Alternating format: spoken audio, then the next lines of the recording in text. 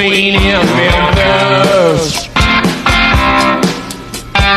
tried to take me upstairs for a ride.